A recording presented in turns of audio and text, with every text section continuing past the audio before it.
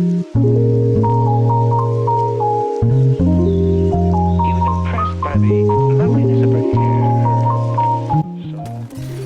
what's up, channel? TheeConciseKing here. Welcome back, y'all, to yet another video. Today's video is going to be the Fight Night Collection Defensive Legend Rundown, guys. Now, the Fight Night Collection is here. Hope you guys are enjoying it. Hope you guys are in that boxing ring right now. And so this video is really only going to be serving as a keep in mind video as we cover the 2 defensive legend changes and the not so changes. If you know, you know. So let's get right into it. Now, guys, Respawn has been relaying to us that both Rampart and Caustic's, their usage data has been extremely low, as Caustic's pick rate has been suffering for some time now since the start of like 2020, March all the way through. Rampart, we know, is a huge no-brainer. We know since season 6, her launching season, a huge failing legend. And of course, my ranking of her and my Rampart is an extremely low tier video.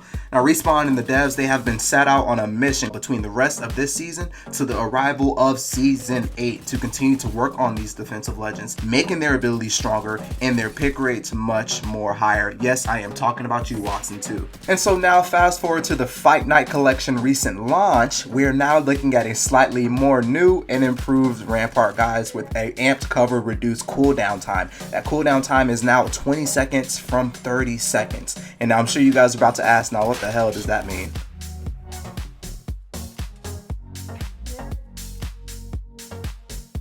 Well, since Rampart can lay out a max of 5 amped covers, and 3 at a time, Rampart mains rarely see that max. Respawn had to account for the fact that her amped covers are usually shot out at the start of their building, leaving Rampart mains out of a tactical usage for over 30 seconds, scrambling, maybe trying to fight with their team.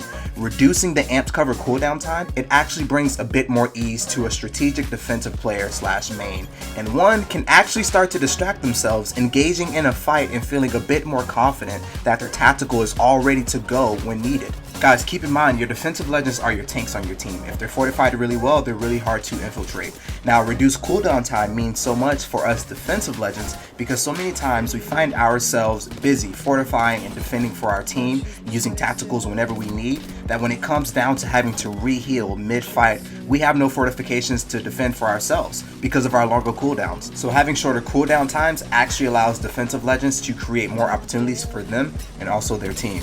Now, I must say, moving forward, as much as I could see how Respawn thought that buffing Caustic was a great way to up his gameplay data, boy were they wrong, and boy did they dodge a hefty bullet deciding not to tweak him. Now, guys, I'm referring to Caustic, who was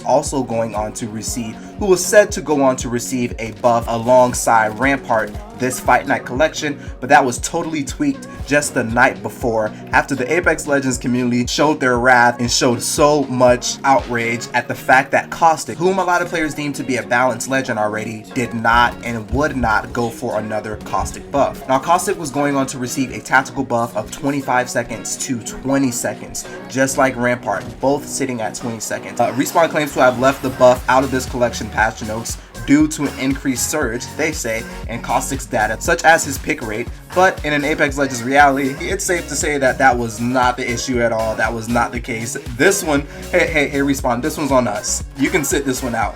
In other words, no one, and absolutely no one asked for a Caustic buff. Now, with the reach, the duration, and the effect of his gas, it actually makes him the most handy and most effective out of the defensive legend bunch. Yes, I said that correct. You might be able to deal more damage through an amped cover, but that's if you can get that baby to set up.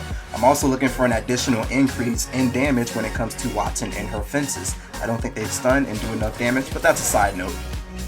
And honestly, I think that'll be all for today's rundown.